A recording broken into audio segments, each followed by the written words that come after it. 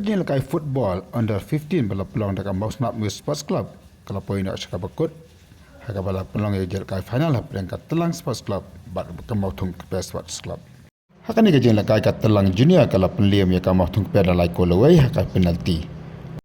Ubak lumlang khas imli Presiden jaga HYC West Castle District walau Kongsan. Haka ni kajin lakai final bat airu ya kisembuk kentin. Kibelong kajin senang jengit tu ya kini kiap berat.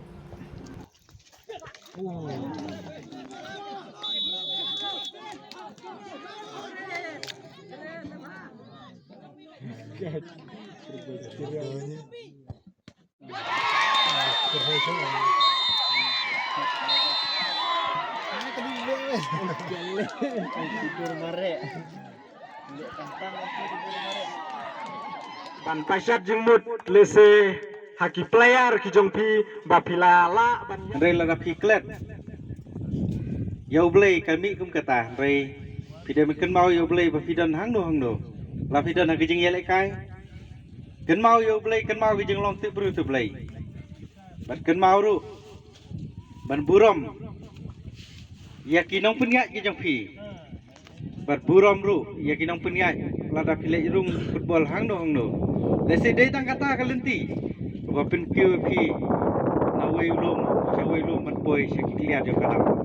I sibun ki player sebentar. Kebangi aingu yo play ki kun samla khasiru.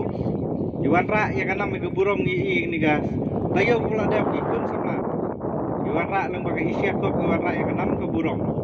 Lengi bohom tang kita lagi kun samaru jong kadong ka thai ke jongi.